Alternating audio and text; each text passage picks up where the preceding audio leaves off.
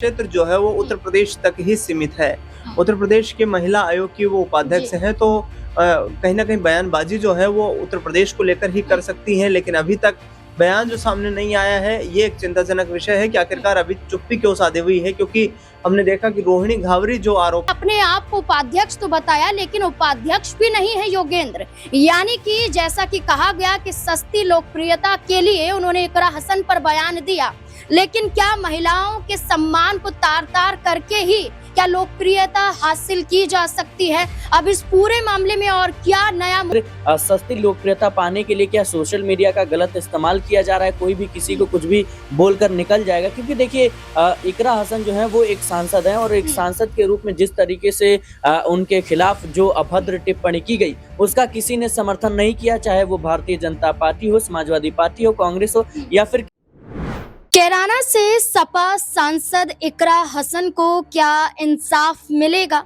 आखिरकार भाजपा राज में महिलाओं का अपमान क्यों किया जाता है?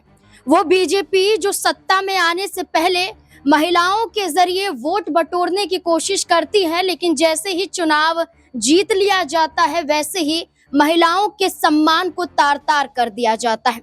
ऐसे में क्या इकरा हसन के समर्थन में उत्तर प्रदेश राज्य महिला आयोग की उपाध्यक्ष अपर्णा यादव खुलकर सामने आएंगी? बेशक भारतीय जनता पार्टी नेत्री होने के नाते न आए, लेकिन राज्य महिला आयोग की उपाध्यक्ष होने के नाते क्या अपर्णा यादव इकरा हसन का समर्थन करेंगी? क्या उनके बचाव में करनी सेना के जरिए जो ये बताया गया, योगेंद्र सिंह ठाकुर ने जो बताया कि वो करनी सेना के राष्ट्रीय उपाध्यक्ष हैं, और जिस तरह की बयानबाजी इकरा हसन को लेकर उनकी थी, इसके बाद समाजवादी पार्टी का सड़कों पर आक्रोश देखने को मिला। समाजवादी पार्टी गुस्साई नजर आई और एफआईआर दर्ज करने के साथ साथ मांग की गई कि गिरफ्तार किया जाए। लेकिन जैसे ही ये खबर पूरे उत्तर प्रदेश में फैलती है, वैसे ही योगेंद्र सिंह राणा फरार हो जाते हैं, मोबाइल बंद आता है। अब तक कोई जानकारी योगेंद्र ठाकुर को लेकर सामने नहीं आई है, लेकिन योगेंद्र ठाकुर ने क्या कहा था इस पर फिर से नजर डाल लेते हैं। देखिए स्क्रीन पर अगर आप देखेंगे तो उन्होंने खुलकर ये कहा था कि मैं इकरा हसन से निकाह करना चाहता हूं और वे चाहते हैं कि इकरा हसन भी उनसे शादी करें। वो ये कहते हैं कि अगर वो भी सुंदर हैं तो वो भी कम नहीं है। इतना ही नहीं, वो ये भी कहते हुए नजर आए थे कि AIMIM नेता असदुद्दीन ओवैसी और उनके भाई अकबरुद्दीन ओवैसी को अपना जीजा बताने की बात कह रहे थे कि वो ये कहें कि योगेंद्र ठाकुर को वो जीजा कहें।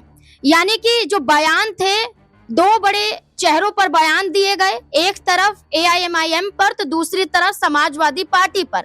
ये बयान जारी करने के बाद, ये पोस्ट करने के बाद, ये पोस्ट डिलीट भी हो जाता है और वीडियो भी डिलीट हो जाती है, या कहें कि खुद ही फरार योगेंद्र सिंह ठाकुर हो जाते हैं।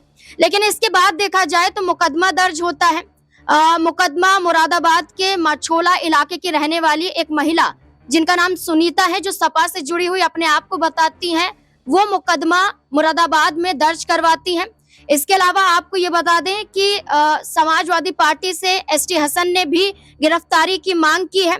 इसके अलावा समाजवादी पार्टी के तमाम कार्यकर्ताओं का विरोध प्रदर्शन देखा गया, सड़कों पर बवाल देखा गया और सबकी मांग है कि इकरा हसन पर जो टिप्पणी की गई है इस पर संज्ञान लिया जाए, योगेंद्र को पकड़ा जाए, ढूंढा जाए। लेकिन इस पूरे मामले पर अपर्णा यादव का क्या रुख रहने वाला है, ये भी एक बड़ा सवाल बन जाते हैं और इससे जुड़े हुए कई और तमाम सवाल यहाँ पर हैं। न्यूज रूम में मौजूद है, तमाम सवालों के जवाब खंगालने की कोशिश करेंगे।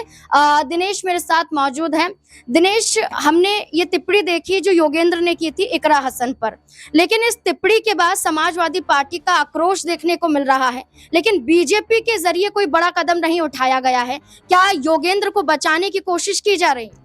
देखिए, अभी तो जिस तरीके से कार्रवाई चल रही है और मांग भी लगातार की जा रही है कि योगेंद्र राणा को जल्द से जल्द गिरफ्तार किया जाए। FIR भी उनके खिलाफ IT एक्ट और इसके साथ साथ मानहानि का मुकदमा दर्ज हुआ है, तो एक गंभीर विषय है और इसमें पुलिस प्रशासन को जल्द से जल्द कार्रवाई करके योगेंद्र राणा को हिरासत में लेना चाहिए। पूछताछ की जानी चाहिए कि इस बयान के पीछे क्या उनकी मानसिकता रही है, किस तरीके से उन्होंने ये बयान दिया है, उसके पीछे क्या कारण है, क्यों इकरा हसन को लेकर उन्होंने इस तरीके से टारगेट किया है। तो ये तमाम सवाल हैं और पूछताछ के दौरान ही इनसे पर्दा उठ पाएगा कि योगेंद्र राणा इस तरीके की टिप्पणी करने पर आखिरकार उसके पीछे क्या कारण बताता हुआ नजर आता है। लेकिन जिस तरीके से मुख्यमंत्री योगी आदित्यनाथ जो लगातार ये कहते हुए नजर आ रहे हैं कि कानून अपना काम कर रहा है, तो उस आधार पर योगेंद्र राणा के खिलाफ एफआईआर दर्ज हुई है। कहीं ना कहीं ये उम्मीद की होगी योगेंद्र राणा ने कि सस्ती लोकप्रियता जो है उन्हें एक वीडियो डालकर हासिल हो जाएगी, लेकिन अब वो महंगी पड़ती हुई नजर आ रही है। यूपी में जिस तरीके से जो माहौल देखने को मिलता है उसमें कहीं ना कहीं योगेंद्र राणा ने इस बात की अपेक्षा जताई होगी कि आने वाले वक्त में यदि ये बयान दे दिया जाता है तो उसके बाद उनका कुछ नहीं बिगड़ेगा, लेकिन ऐसा संभव नहीं है और अब उसे मुंह छुपाना पड़ रहा है। तो सीधे तौर पर पुलिस जो है वो जांच में जुटी हुई है, इस मामले की गंभीरता के साथ जांच की जा रही है और योगेंद्र राणा को जल्द ही पुलिस के सूत्र जो बता रहे हैं गिरफ्तार करके और उससे पूछताछ की जाएगी। देखिए एक और सवाल यहाँ पर बनता है कि चलिए पुलिस द्वारा जो कदम उठाया जा रहा है वो सही है, लेकिन दूसरी तरफ अपर्णा यादव का भी जिक्र करना जरूरी हो जाता है। जो कथावाचक के साथ एक अभद्र व्यवहार होता है उस पर खुलकर बोलती हैं, यादव समाज का समर्थन करते हुए बोलती हैं, या फिर किसी भी राज्य में कोई भी हिंसा हो रही है जिसमें महिलाएं चपेट में आ रही हैं उनको लेकर खुलकर बोलती हैं। आखिरकार इकरा हसन के मामले में अपर्णा यादव की चुप्पी क्यों है? क्या खुलकर बोलना चाहिए उन्हें भी? बिल्कुल बोलना चाहिए और देखा जाए तो वह उनका अधिकार क्षेत्र जो है वो उत्तर प्रदेश तक ही सीमित है। उत्तर प्रदेश के महिला आयोग की वो उपाध्यक्ष हैं, तो कहीं ना कहीं बयानबाजी जो है वो उत्तर प्रदेश को लेकर ही कर सकती हैं, लेकिन अभी तक बयान जो सामने नहीं आया है ये एक चिंताजनक विषय है कि आखिरकार अभी चुप्पी क्यों साधी हुई है। क्योंकि हमने देखा कि रोहिणी घावरी जो आरोप लगा रही थी वहां पर भी 2-3 बार उन्होंने बयान दिए कि हम चंद्रशेखर हो चाहे कोई कितना भी बड़ा व्यक्ति क्यों ना हो उसके खिलाफ यदि कानूनी जो तमाम सबूत उनके खिलाफ जाते हैं तो फिर कार्रवाई करवाएंगे। तो इस मुद्दे को लेकर के उनकी चुप्पी कहीं ना कहीं सवाल खड़े कर रही है। हो सकता है कि आगामी वक्त में अपर्णा यादव इस पूरे मुद्दे को लेकर स्पष्टीकरण देती हुई नजर आए। देखिए बिल्कुल ये जरूर कहा जा रहा है कि अपर्णा यादव हो सकता है कि ये पूरा मामला गरमाए या गिरफ्तारी हो तो वो कुछ कहते हुए नजर आए, लेकिन जो अपने आप को करनी सेना का राष्ट्रीय उपाध्यक्ष बताता है जिनका पूरा नाम ठाकुर योगेंद्र सिंह राणा है, लेकिन जैसे ही वीडियो वायरल होता है, जैसे ही वीडियो सोशल मीडिया पर जाता है, सवाल खड़े होते हैं तो वीडियो डिलीट हो जाता है, पोस्ट भी डिलीट हो जाता है।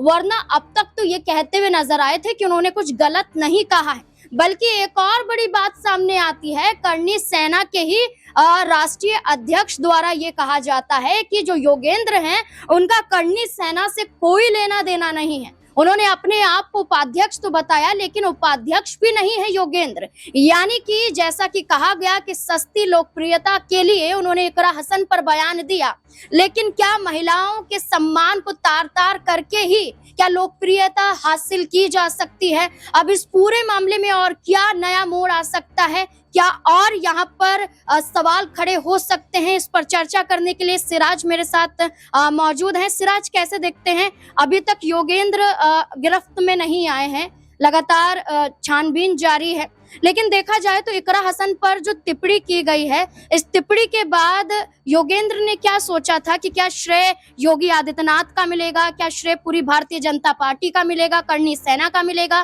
क्योंकि एक तस्वीर हमने उनके फेसबुक पेज के जरिए देखी जिसमें खुद हैं और योगी आदित्यनाथ उनके साथ खड़े हुए नजर आ रहे हैं। तो क्या बीजेपी का श्रेय लेने की कोशिश कर रहे थे? देखिए नाज़मीन, ये काफ़ी ज़्यादा संवेदनशील मुद्दा है, क्योंकि योगेंद्र राणा को शायद ये उम्मीद होगी कि इकरा हसन पहली बात तो एक मुस्लिम है, दूसरी बात ये कि विपक्ष की नेता है, तो शायद उन्हें इस बात की उम्मीद होगी कि मैं अगर किसी तरह की टिक्का टिप्पणी करता हूं और इस बेहूदगी का कहीं ना कहीं अंजाम देता हूं तो शायद मुझे बीजेपी से प्रोत्साहन मिलेगा। लेकिन मुझे नहीं लगता कि किसी भी पार्टी की तरफ से इसको कहीं ना कहीं इसकी तारीफ की जा रही है। हर किसी के मन में यही सवाल है कि आखिर सस्ती लोकप्रियता पाने के लिए क्या सोशल मीडिया का गलत इस्तेमाल किया जा रहा है? कोई भी किसी को कुछ भी बोलकर निकल जाएगा, क्योंकि देखिए इकरा हसन जो है वो एक सांसद है और एक सांसद के रूप में जिस तरीके से उनके खिलाफ जो अभद्र टिप्पणी की गई उसका किसी ने समर्थन नहीं किया, चाहे वो भारतीय जनता पार्टी हो, समाजवादी पार्टी हो, कांग्रेस हो या फिर किसी ने। हालांकि भारतीय जनता पार्टी पर सवाल इसलिए उठ रहे हैं क्योंकि राज्य में बीजेपी की सरकार है और योगी आदित्यनाथ को लेकर के लगातार सवाल उठ रहे हैं कि आखिर अभी तक वो जो योगेंद्र राणा है वो कहाँ फरार है, फोन स्विच ऑफ क्यों आ रहा है और कब वो गिरफ्तारी में आएगा। तो ये तमाम चीजें हैं जिनकी जांच की जा रही है, लेकिन मुझे लगता है कि ये एक गंभीर मुद्दा है और इस पर आने वाले समय में ज्यादा कार्रवाई की जरूरत है, क्योंकि आने वाले समय में कोई और कह सकते हैं कि किसी के खिलाफ इस तरह की टिप्पणी ना करे। देखिए, बिल्कुल ये जरूरी है कि आने वाले समय में ऐसी टिप्पणियां ना की जाए, तो अभी से ही एक्शन लिया जाए।